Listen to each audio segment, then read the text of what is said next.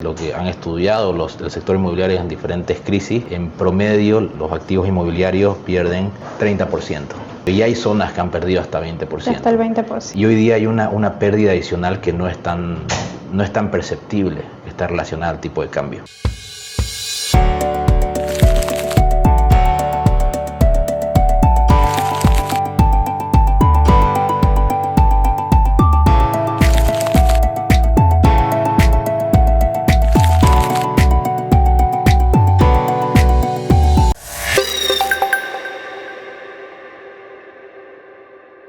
Bienvenidos a un nuevo episodio de nuestro podcast inmobiliario. Hoy tenemos un invitado muy especial. Él es Julio Valenzuela, fundador de Citrino Capitales Inmobiliarios. Bienvenido, Julio. Un placer tenerte acá. Un placer, muchas gracias, Heidi. ¿Cómo estás? Muy bien, muy bien. Para iniciar este podcast queremos que nos vayas comentando cómo iniciaste en el rubro inmobiliario y cómo fundaste, cómo pensaste en fundar lo que fue Citrino.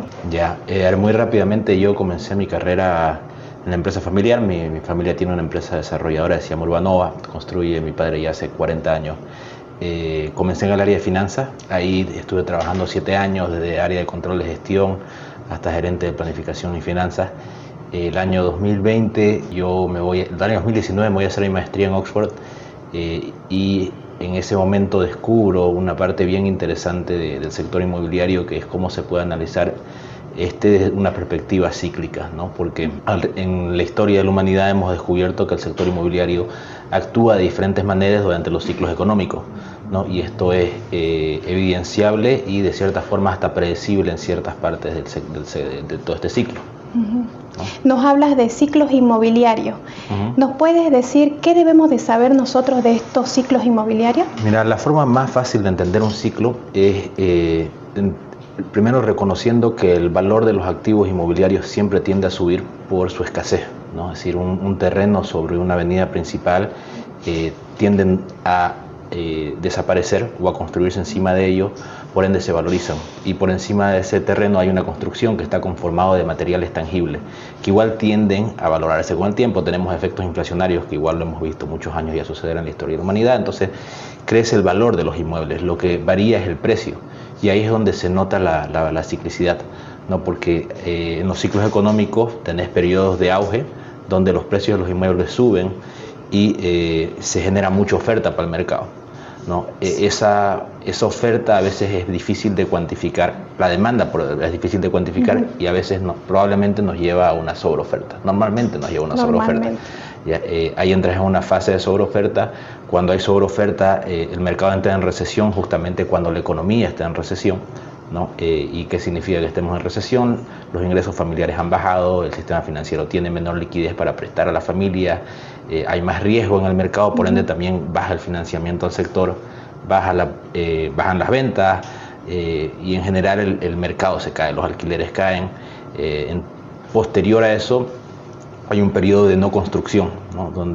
Porque el mercado está bajo, hay menos producción de inmuebles, sigue habiendo una demanda porque nunca se acaba la demanda de inmuebles, porque en periodos igual de crisis las personas tienden a refugiar su dinero en activos tangibles, uh-huh, ¿no? Y es interesante que en esta parte me voy a focalizar un poco. Normalmente en estos periodos de crisis hay cierta predecibilidad de lo que va a pasar, ¿no? Y esto lo menciona Carmen Reinhardt en su libro Esta vez es distinto, que a pesar que cada crisis se ve totalmente diferente una de la otra, es predecible. Y normalmente el libro se llama Esta vez es distinto porque en estos periodos normalmente te dicen no va a pasar nada, o esto va a ser totalmente catastrófico, o acá no va a pasar nada, que tenés esas dicotomías. Vivimos en esa especulación en realidad. Vivimos en esa dicotomía actual, ¿no? Donde tenemos un gobierno que te dice que no está pasando nada. Exacto. Y tenés un sector privado que te dice acá todo está muy mal. Todo está, ¿no?, mal. Entonces la realidad es que ninguna de las dos es tan verdad, ¿no?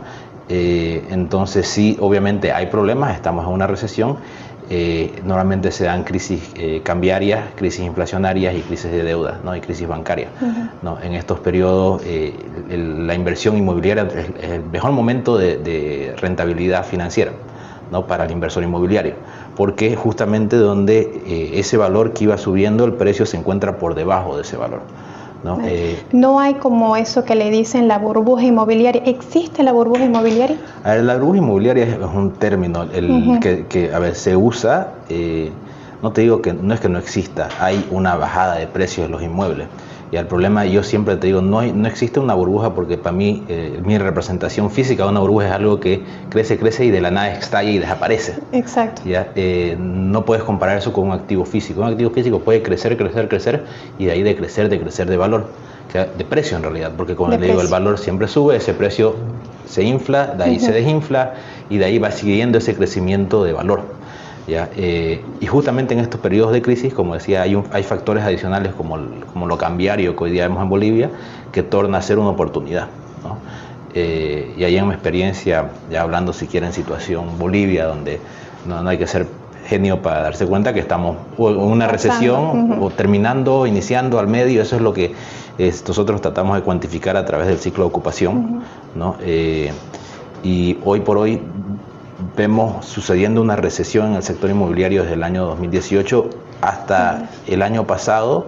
Tuvimos el piso de ocupación, ¿no? Cuando uno ve un ciclo, ve niveles de ocupación casi al tope, al 100%, y de ahí va viendo cómo se van apareciendo unidades desocupadas, ¿ya? Que es esa parte también de la caída del ciclo. En Santa Cruz vemos viendo ese efecto, y en La Paz también desde el año 2018 esa caída. Santa Cruz específicamente el año pasado tuvo un piso, según la lectura que tenemos de recesión, de ocupación, que se repitió este año, ¿ya? Entonces hemos llegado a una meseta de ocupación que te hace pensar que estamos cursando de una recesión, de una fase de recesión a una fase de recuperación. ¿Ya? Ahora, una fase de recuperación es tal como lo dice la palabra, ¿no? En una recuperación no es una fiesta, no es que está todo bien, es que estamos recuperando. Después de una grave enfermedad, ¿no? Que en este caso es económica. Eso es lo que tú nos comentas, o sea, para ti actualmente estamos en una fase de recuperación, porque eso es lo que más o menos yo quiero entender. Estamos en una fase de recesión, o sea, a nivel Bolivia. ¿Estamos en una fase de recesión, de recuperación, o estamos creciendo? Estamos en un periodo transitando de la recesión a la recuperación. Ya no hay bola de cristal para decir dónde estamos. Sí hay bola de cristal para decirte que el 2018 hasta el año pasado estábamos en recesión, ¿no? Este año vemos una estabilización de la ocupación, que eso te puede hacer entender que podríamos entrar en una recuperación, ¿ya? Hay elementos como la variación del alquiler, que ya igual te da una señal interesante de poder ya haber pasado lo peor de la recesión, ¿no? Y esto lo vemos que en los últimos 6 años hemos tenido 4 años donde los alquileres han perdido valor. Han perdido, sí. Y entre el año pasado y este año hemos visto que se han estabilizado. En promedio hay zonas que han subido, hay zonas que han bajado, pero en promedio los alquileres se han estabilizado, ¿no? Entonces eso también te da una señal de un cambio de fase, ¿ya? Pero de nuevo, una recuperación no significa que todo está bien. Normalmente en las recuperaciones, ¿qué sucede? Ya teóricamente, ¿no? Hay menos construcción, ¿ya? Y es algo que ya vemos. Que lo estamos viendo. Lo estamos viendo. Sí, Hay menos construcción. Uno habla con colegios de arquitectos, habla con la Secretaría de Planificación, habla con diferentes instituciones que ven la producción de nuevos proyectos que van a entrar al funnel de construcción, y ven menos construcción. Y esa es una realidad. Por otro lado, ya en este momento vemos ya la caída de precios de esa burbuja que hablábamos. En ciertas zonas ya ha comenzado a desinflarse bastante, ¿no? Ves zonas de la ciudad donde ves pérdidas de valores hasta el 20%. ¿No? Hay zonas obviamente que se han defendido y el precio se ha mantenido, o ha bajado, o bajó muy poquito y de ahí se estabilizó. Normalmente lo que han estudiado el sector inmobiliario en diferentes crisis, en promedio los activos inmobiliarios pierden 30%, ¿ya? Entonces, como te digo, ya hay zonas que han perdido hasta 20%. Hasta el 20%. Y hoy día hay una pérdida adicional que no es tan perceptible, que está relacionada al tipo de cambio, ¿ya? Sí, ¿no? Sí. Eso, más que todo eso, ¿crees que ha subido el valor de los inmuebles en nuestra moneda nacional por un tema del dólar? Sí, en algunos casos. De nuevo, igual tiene que ver con la zona y el activo. En activos nuevos, por ejemplo, ha subido el precio en dólar, pero te siguen cobrando el tipo de cambio oficial. La gran mayoría. No todos, hay casos que ya comienzan a hablar de un tipo de cambio paralelo traducido a boliviano, ¿no? pero en el mercado de la reventa sí hay esa negociación del tipo de cambio, ¿no? Sí hay unidades que por su escasez, es decir, porque están muy bien ubicados, el propietario te dice, no, mira, no te negocia y puede llegar a un punto intermedio en el tipo de cambio, por ende, ahí ves como los valores en bolivianos sí suben, efectivamente, en algunos casos, ¿no? Ahora, esto hay que imaginárselo desde la perspectiva de un ahorrista, ¿no? Y el ahorrista, la realidad es que más del 90% del sistema financiero ahorros están en boliviano, ya sea de empresas o personas. Entonces, si vos hace 18 meses tenías 700.000 bolivianos, decías que tenías $100.000. $100.000, exacto. La realidad es que hoy día eso, si salís a buscar con esos mismos 700.000 bolivianos dólares, probablemente estés recibiendo más cerca de los $70.000, ¿no? Pongámosle 75, no sé, hay que hacer el cálculo de hoy día, ¿no? Entonces, comprar dólares es una forma de compra de activos, porque es otro tipo de activo en billete. El activo inmobiliario hoy día tiene la ventaja que tenés la posibilidad de que alguien te reciba tus bolivianos a un valor más bajo que el del dólar. Exacto. Entonces, ahí es donde está la oportunidad de inversión inmobiliaria hoy. Actualmente, esa es una perspectiva del comprador ahorrista. ¿Y por qué esto es una buena oportunidad? Porque hay también que entenderle esta perspectiva del perspectiva vendedor, ¿no? Yo cuando vendo ese inmueble y recibo esos 700.000 bolivianos, si quiero reinvertirlos de aquí a un tiempo, probablemente mi costo de reposición sea más alto. Yo ya no pueda volver a comprar el activo que vendí, ¿no? ¿Por qué? Y datos que nos daban en la Expo, ¿no? El costo de la construcción en edificaciones ha subido un 11%. Entonces, esa persona, si vuelve a construir su edificio o su departamento, su casa, le va a costar un 11% más. Entonces, ya perdió plata, ¿no? Esas situaciones se dan normalmente en la recesión porque hay definitivamente personas y empresas que necesitan liquidez, necesitan hoy día la plata y están dispuestas a hacer un descuento. En efectivo. Y ya el descuento en valor nominal dólar ya se vino dando desde el 2018. Hoy día vemos un descuento adicional que no es tan perceptible, que es la posibilidad que alguien te acepte bolivianos a tipo de cambios más bajos que el paralelo. Es un descuento adicional. Ya que está metido en la operación. Claro. Y bueno, y vemos de que, estamos en recesión, en la fase de recesión. Tenemos un problema con los dólares. Pero mi pregunta es, ¿conviene invertir ahora mismo en Bolivia, en nuestro país? A ver, hoy por hoy el que tiene ahorros tiene diferentes posibilidades de qué hacer con sus ahorros, ¿no? O puedes comprar dólares, que ya sabes que vas a tener que comprar más caro con un activo inmobiliario, pero mucho depende del perfil del ahorrista, ¿no? En general, lo que nos dijo Captura en la Expo era que más o menos el 43% de las personas hoy por hoy que tiene ahorro está pensando en invertir esa plata en un activo inmobiliario. Es decir, hay una preferencia por resguardo de valor en activo inmobiliario. No te puedo decir así está actuando la persona. Exacto. En Bolivia, ¿no? Hay un 20 algo % que sí está apostando por el dólar y el resto va en diferentes cosas, autos, electrodomésticos, algunos todavía están manteniendo sus bolivianos, pero en general la mayoría dice, no, mi mejor forma de refugiar mi valor es en activos inmobiliarios, ¿no? Entonces no te lo digo yo, te digo el comportamiento de las personas está siendo así. Sí, porque vemos mucho que actualmente están invirtiendo en lo que es bienes raíces. ¿En qué zona la gente puede invertir actualmente? ¿Cuál sería la zona que tenga mayor plusvalía? A ver, ¿en qué zona? Depende de cuál es tu perfil de inversor, ¿no? Y si me preguntas de plusvalía, yo te diría a dónde compraría más barato de lo que se valoriza, ¿ya? Porque la plusvalía a veces es expectaticia, es decir, alguien te puede decir, sabes que esto en el futuro va a valer más porque yo creo que, o esto en el futuro va a valer más porque hoy día lo estás comprando más barato de lo que vale y te dice una evaluación técnica, ¿no? Entonces hay diferentes formas de entender la plusvalía. Hay primera observación, el perfil del inversor va en diferentes caminos, por eso no hay una sola recomendación de zona, ¿no?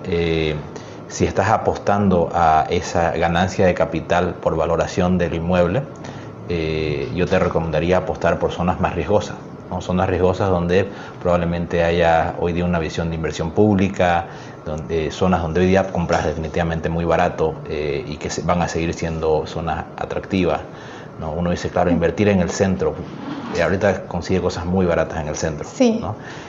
¿Será que invierto en el centro? Depende, ¿no? Depende qué buscas. El centro va a seguir siendo el centro de la ciudad, ¿no? Va a zonas como como el cuarto anillo Virgen de Cotoca, hasta el quinto, sexto anillo, donde tenés igual oportunidades bien interesantes de compra hoy por hoy. Y ahí estás apostando una plusvalía en teoría más segura porque estás comprando a valor descontado, ¿no? Eso sí.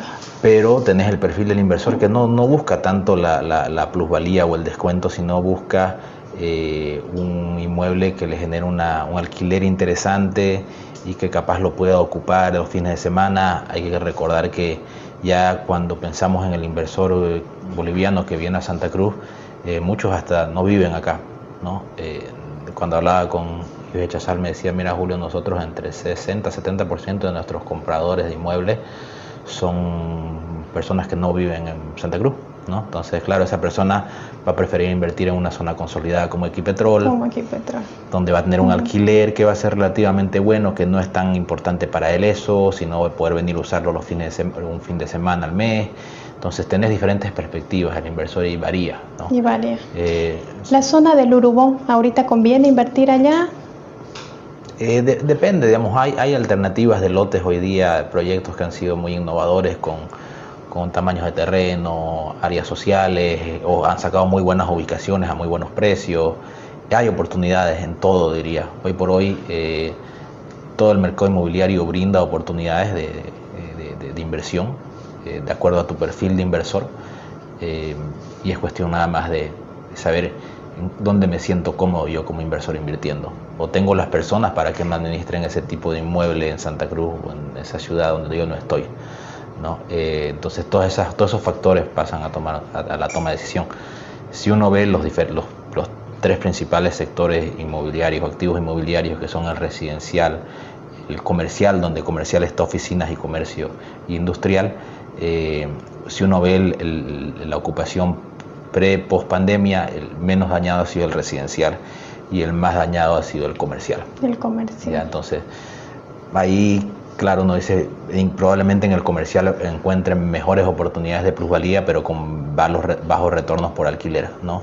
En el residencial puedo conseguir buenos retornos por alquiler, pero capaz no tanta plusvalía, y de nuevo ahí se segmenta por zona, ¿no?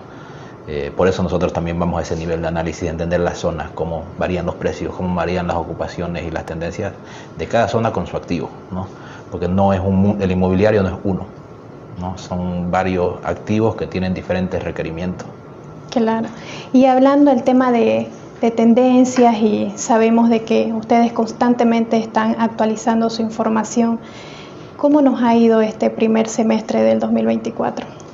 No ha sido el más fácil, ¿no? Definitivamente la incertidumbre paraliza no solo al sector inmobiliario, a todo, ¿no? Y eso lo hemos visto todo en general. No ha sido un semestre fácil, y no va a ser un año fácil como está siendo para toda la economía. El sector inmobiliario no es ajeno, ¿no? Lo que sucede del inversor que compra como refugio de valor mantiene dinámico al sector, mantiene la generación de empleo en ciertos niveles, mantiene igual al sector de la provisión de materiales. Todo está funcionando relativamente bien dentro de todavía márgenes de utilidad, pero no hemos visto así mejoras sustanciales este primer semestre. No es que más un proceso de estabilización que mejora, ¿no? En ciertos indicadores, todavía hay ciertos indicadores que te muestran que no estamos en el mejor momento, ¿no? Ahora, depende dónde estás, digamos, ¿no? Como si estás en la posición del inversor, y hablando específicamente de Santa Cruz, es una ciudad que no va a parar, y no porque yo crea que no va a parar, sino por un dato tan sencillo como el crecimiento poblacional, ¿no? Santa Cruz crece a un 3.7% anual. Santa Cruz, área región metropolitana, ¿no? Ese número es mucho, es poco, es muchísimo, ¿ya? Sí. Hay que entender que las ciudades que crecen más rápido en el mundo, que son ciudades en la India, crecen a 4 y poquito % anual, ¿ya? Ahora, capaz en cantidad de personas no sea muy chilinísimo, pero a nivel de crecimiento y de todas las oportunidades de negocio, necesidades de infraestructura que se generan, es una oportunidad. Ya 3.7% anual para Santa Cruz significan alrededor de 100.000 personas, dividido entre 4, que es el promedio de familia, son 20.000 nuevas familias todos los años, ¿no? Sí. No, y aparte hemos tenido un importante crecimiento territorial porque prácticamente ya estamos unidos con los municipios, ¿no? Cotoca, Guarnes, La Guardia, prácticamente ya somos uno solo. Somos uno solo y es ahí donde se ve esa unificación del crecimiento que hoy por hoy está siendo, ha sido no tan planificado. Si en estas últimas gestiones que se ven del sector público, o sea, hay la intención de planificar el crecimiento de la ciudad, de la metrópoli,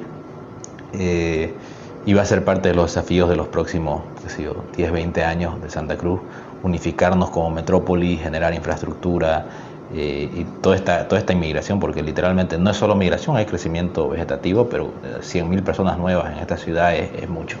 Claro que sí. Y eso, bueno, brinda mayores oportunidades para todos. Para ¿no? todos, claro. Ahí esas 100.000 personas necesitan vivienda, necesitan servicios médicos, necesitan colegio, necesitan comercio, entretenimiento, etcétera, etcétera, etcétera, ¿no? Entonces, pasar por un periodo de recesión con desocupación es normal, parte de un ciclo económico. Lo que tenemos de seguro es que la población sigue creciendo, va a generarse demanda, las crisis no son para siempre, algún rato se acaban y esa demanda natural, porque ya vemos personas aquí, va a seguir generando negocio y trabajo. Sí, dicen que no hay mal que dure 100 años, ¿no? No.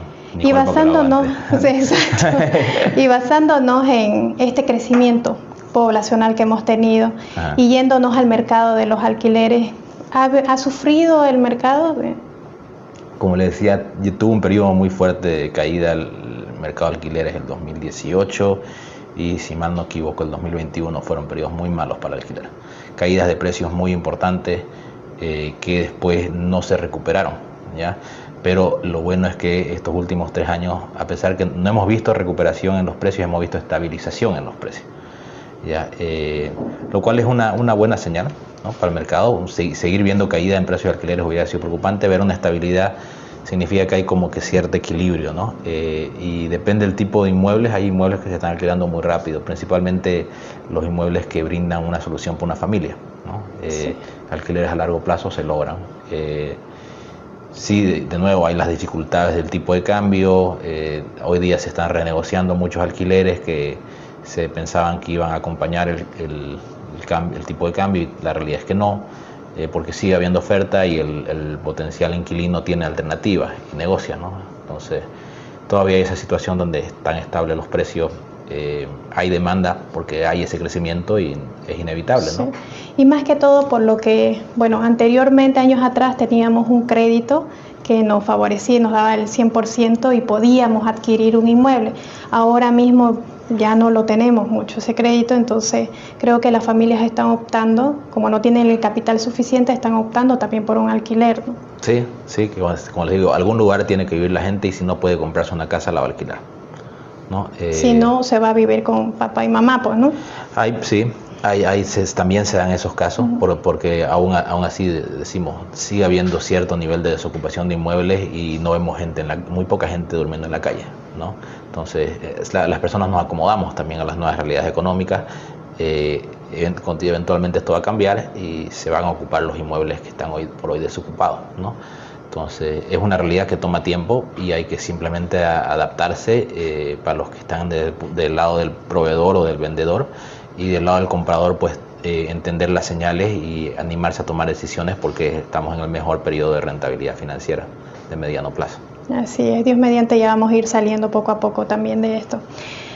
Bueno, y para ir terminando este podcast, yo te pediría si nos puedes darnos unos consejos para esa persona que quiere invertir actualmente en el sector inmobiliario, qué debe y qué no debe hacer, o sea, qué debe tomar en cuenta al momento de invertir en un bien inmueble. Ya, a ver, algo de fondo y después vamos a los factores específicos. Yo creo que todas las personas en estos periodos de crisis deben cambiar un poco su mentalidad y su forma de entender hasta la vida, ¿no? Porque cuando estamos en crisis nos dejamos afectar mucho por las noticias, terminamos entrando en estados de pánico que nos llevan a tomar decisiones totalmente equivocadas, irracionales, ¿no? Entonces, y ahí voy a cómo debería tomar yo la decisión de inversión, pues lo más informado posible, ¿no? Si voy a decidir invertir mis ahorros, necesito saber dónde estoy invirtiendo, cómo lo voy a administrar, estoy comprando barato o caro, esto tiene posibilidad de salir a alquiler, esto tiene posibilidad de reventa en el futuro, estoy comprando en una zona que ha venido teniendo desarrollo, tiene potencial desarrollo, y eso viene de mano de un asesor que tiene ambos elementos, ¿no? El elemento más cuantitativo y el elemento cualitativo de entender el crecimiento de la ciudad. O sea, no es una decisión que debe tomarse a la ligera y necesitas un apoyo específico para hacerlo. No hay que tomar decisiones emocionales, entonces. Exacto, ¿no? Acá mucha racionalidad, entender que esta ya se vuelve, cuando uno compra un inmueble por inversión, es una decisión netamente financiera, ¿no? Y tenés alternativas. Como comparás una casa y un departamento, seguramente en algún momento hasta lo comparás con un préstamo o un DPF. ¿Será que se lo doy al Banco Central, que está ofreciendo una tasa de interés buenísima? Ajá. Entonces tenés variedad y hay que ser realista. La persona que hoy día tiene ahorros investiga, ¿no? Entonces, por todos los ángulos, esta toma de decisión ya es más racional. Debe ser más racional. Bueno, entonces ya sabemos, ¿no? De que no hay que hacer toma de decisiones a la ligera. Entonces, muchísimas gracias, Julio, por tenerte aquí con nosotros. Gracias por haber compartido tus conocimientos. Ha sido un placer tenerte. Un gusto, Heidi. Y a todos ustedes, gracias por acompañarnos. No se olviden de seguirnos en nuestro podcast y estar atentos a un próximo episodio.